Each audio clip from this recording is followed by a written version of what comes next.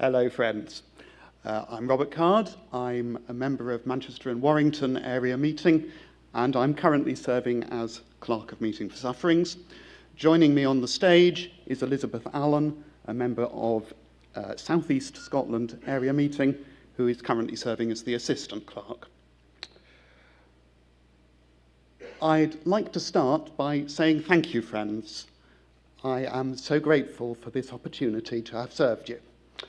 It's had its moments of difficulty, but on the whole, it has been fun. Thank you. One of the reasons that it has been able to be fun is that so much of the technical and administrative work is handled by our excellent staff team. I think I've had 3 secretaries serving with me on the committee. There has also been the entire governance team in the recording clerk's office, and beyond that, the audio-visual team, who have made it possible to have hybrid meetings. We've heard earlier today that can be a challenge, but having been on the conference circuit a bit, I can tell you we're doing really quite well.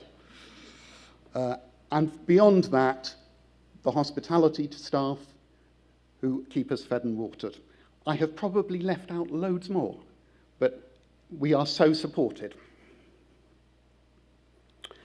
Having got that out the way, since this is the final report of Meeting for Sufferings, I'd like to do something slightly different. And so I offer you, friends, a testimony to the grace of God in the life of Meeting for Sufferings. Today, I want to take you on a journey through history, service, and the lived experience of Meeting for Sufferings, a body that has guided Quakers in Britain for about 350 years. My hope is that by the end you will see not just a timeline, but the enduring spirit of discernment, care, and faithful witness that has shaped this community. The story begins in the late 17th century. Quakers faced persecution for living out their faith. By the 1660s and 1670s, as the Society of Friends grew, the need for organisation became clear. Structures like the yearly meeting, 6 weeks meeting, and morning meeting were established, creating the first frameworks for collective discernment. In this context, Meeting for Sufferings was formed in 1675 to respond to the legal and social penalties experienced by Friends. It brought together representatives from London and across the country, blending practical support with a prophetic vision for justice. By 1702, it was formally recognised by the yearly meeting. Its work expanded beyond individual cases to campaigns for legal relief, from freedom from oaths and church tithes to support for the abolition of the slave trade. Over the centuries, its scope broadened. Committees addressed parliamentary affairs, international relations, finance, printing, and social issues, including anti-slavery campaigns, peace work, opposition to gambling, and the opium trade. Women joined in 1898, reflecting a growing commitment to inclusion.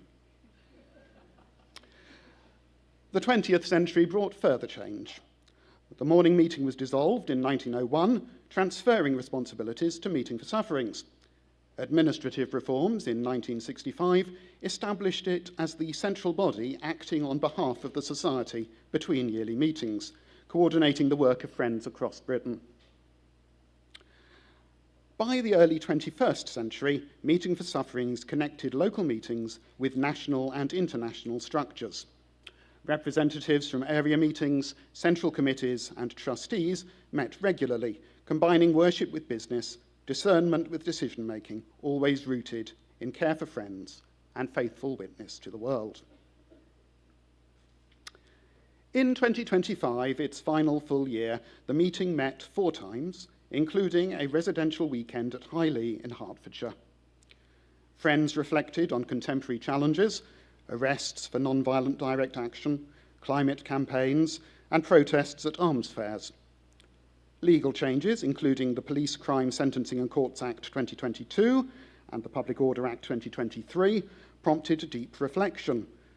How can we act faithfully in a world that increasingly restricts peaceful protest? Area meetings raised concerns on inclusion, sustainability, and governance. A Supreme Court judgment in Scotland led Friends to reaffirm commitment to welcoming trans and non-binary people, while encouraging spiritually grounded conversations about gender diversity. Civic participation, ceremonial duties, and ethical dilemmas sparked careful discernment, reflecting the thoughtful communal listening that has always defined Meeting for Sufferings at its best. The meeting also carried out delegated tasks, reviewing sustainability initiatives, considering blended meetings, monitoring charity governance, supporting interfaith dialogue, international relations, housing, and creating or updating Quaker bodies, such as the Kumar and Young Friends General Meeting, and ongoing changes to Quaker faith and practice. Friends can find a document listing those changes on the yearly meeting website in the Agenda and Notes section. Many of them were required changes relating to the laying down of Meeting for Sufferings, and as we've heard, we're looking to minute them later in this session, amongst other constitutional changes.